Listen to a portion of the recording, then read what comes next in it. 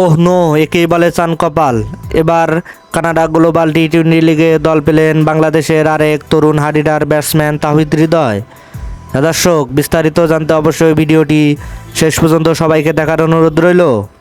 Montreal টাইগার্সের হয়ে 3 কোটি টাকার চুক্তিতে দল পেলেন বাংলাদেশের তরুণ হাডিডার ব্যাটসম্যান তাহিদ হৃদয়, এমনটাই জানিয়েছেন মন্ট্রিয়াল টাইগার্সের টিম ম্যানেজমেন্ট।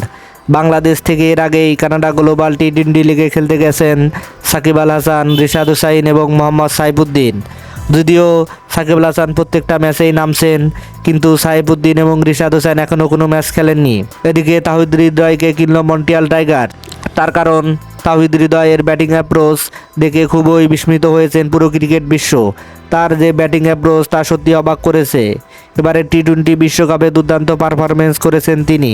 তারপর লঙ্কা প্রিমিয়ার লিগেও খেলেছেন দুর্দান্ত সব ইনিংস। তাই তো এবার মন্ট্রিয়াল টাইগার্সের হয়ে খেলার সুযোগ পেলেন এই বাংলাদেশের তরুণ হাডিডার ব্যাটসম্যান। ম্যাচকে জিতাতে সবসময় অবদান রাখেন তিনি। তাই তো তাকে মন্ট্রিয়াল টাইগার্সের হয়ে খেলার অফার দিল টিম কর্তৃপক্ষ। দর্শক, আপনি কি মনে করেন তাহিদ হৃদয় মন্ট্রিয়াল টাইগার্সের হয়ে তার নিজের পারফরমেন্স ধরে রাখতে পারবে?